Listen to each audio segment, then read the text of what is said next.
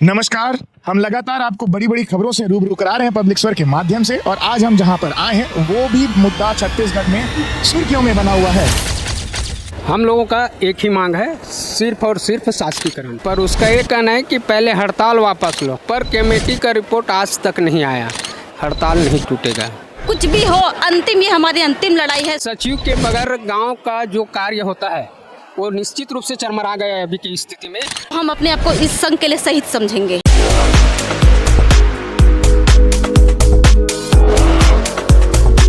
Public स्वर, जनता की आवाज।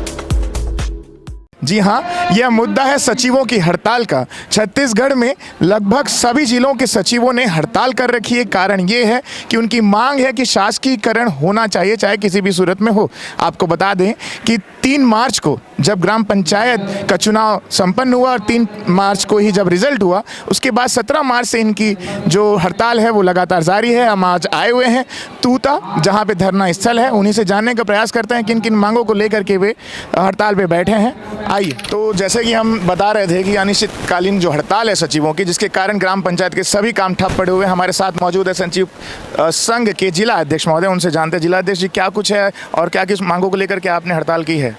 हम लोगों का एक ही मांग है, सिर्फ और सिर्फ शासकीकरण। लगातार विगत हम लोग 30 वर्ष से शासकीकरण को लेकर मांग रखें सरकार के पास, पर आज पर्यंत तक हम लोगों का शासकीकरण नहीं किया गया है। तो हम ये भी जान रहे हैं कि हाल ही में चुनाव हुआ है। ऐसे में जब नए नए सरपंचों ने प्रभार नहीं ले पाए हैं, कुछ सरपंच ऐसे भी जो आज भी प्रभार विहीन है, और कहीं ना कहीं ग्राम पंचायत के सारे काम ठप पड़े हुए हैं, तब भी कहीं सरकार को ये नहीं लग रहा है कि आपकी मांगों को और ध्यान देना चाहिए, बशर्ते वो तो कोई ऐसा सुगबुगाहट है क्या कि कोई मांग को मानने को लेकर के हुआ है? सरकार की मंशा है करने की, पर डेट लाइन नहीं दे रहे हैं सरकार।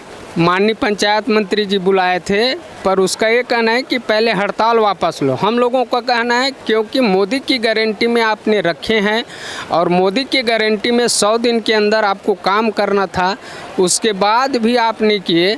7/7/24 को इंडोर स्टेडियम में माननीय मुख्यमंत्री के साथ पंचायत मंत्री जी, जो संकल्प पत्र का संयोजक बघेल जी, विजय बघेल जी, इन सब के सामने ये कहा गया कि मोदी की गारंटी में है तो घोषणा करने की आवश्यकता नहीं, इसमें काम करने की आवश्यकता है, और इस काम हम करेंगे। कमेटी भी गठित की, 1 महीने में कमेटी का रिपोर्ट आएगा बोला, पर कमेटी का रिपोर्ट आज तक नहीं आया।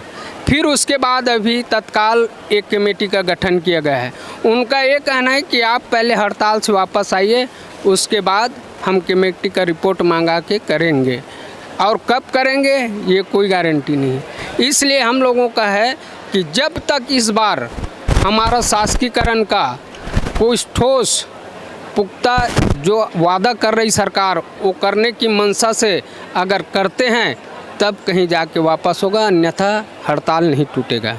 जब तक आपकी मांग पूरी नहीं होगी हड़ताल नहीं टूटेगा, ये आपका कहना है। लेकिन कहीं ना कहीं क्योंकि हम मीडिया वाले हैं और हमारा काम है कि ज़मीनी स्तर पर कवरेज करना, हम ये देख रहे हैं कि ग्राम पंचायत के लोग पानी की समस्या से जूझ रहे हैं। मृत्यु प्रमाण पत्र, जन्म प्रमाण पत्र आदि बहुत सारी ऐसी जन सरोकारी योजनाएं हैं जो उनको नहीं मिल रही है।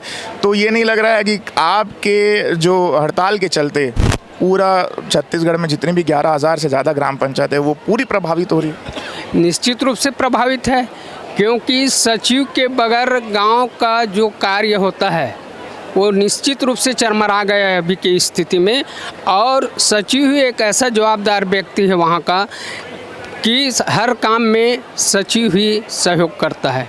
सरपंच लोग चुन के आए हैं, अभी न तो उनको, कई सरपंच को प्रभार नहीं मिला है, कहीं स्पेसिमेन चेंज नहीं हुआ है। और हमारा मकसद हंगामा खड़ा करना नहीं है, हमारा मकसद ये है जनता की सेवा करने के लिए हम लोग पंचायत में हैं और सेवा करने के लिए भी तैयार हैं, पर सरकार जो है अपनी नीयत और सीरत नहीं बदल रहे हैं। हमारा हंगामा करना मकसद नहीं है, सरकार का कोशिश होना चाहिए कि उसका नीयत और सीरत सही हो, हम लोगों का मांग जो है पूरा करें। हम पंचायत जाने के लिए तैयार हैं और उसका सेवा करने के लिए तैयार हैं। आप अपना मुद्दा तो उठा रहे हैं क्योंकि आप गांव से लगे हुए हैं, और बोलते हैं निम्न स्तर जो होता है वो गांव के पंचायत से शुरू होता है, इसलिए ग्राम पंचायत कहा जाता है। तो जो गांव-गांव में दारू भट्टी खुलने की जो ऐलान हुआ है, उसको लेकर के आप कुछ कहना चाहेंगे? अब उसके बारे में मैं कुछ नहीं कहूँगा, सरकार का है, पर गांव-गांव में दारू भट्टी नहीं खोलना चाहिए, क्योंकि इतना सारा दारू भट्टी ऑलरेडी है। जहां है वहीं व्यवस्थित रखना चाहिए गांव में, और लाकर लोगों को शराब वगैरह अगर पिला ज़्यादा आदि पड़ेगा तो उसमें तकलीफ होगा।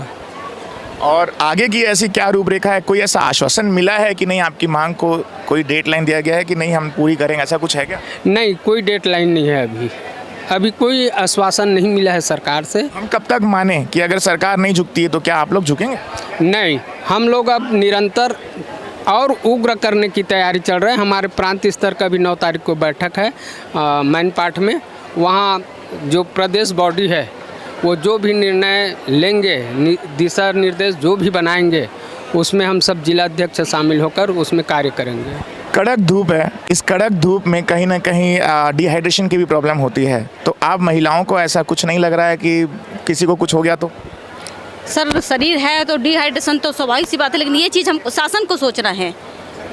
और हम तो डिहाइड्रेशन हो कुछ भी हो, अंतिम ये हमारी अंतिम लड़ाई है सोच करके हम बैठे हैं। अगर इस डिहाइड्रेशन या कोई भी प्रॉब्लम अगर हमको हो जाती है तो हम अपने आप को इस संघ के लिए शहीद समझेंगे।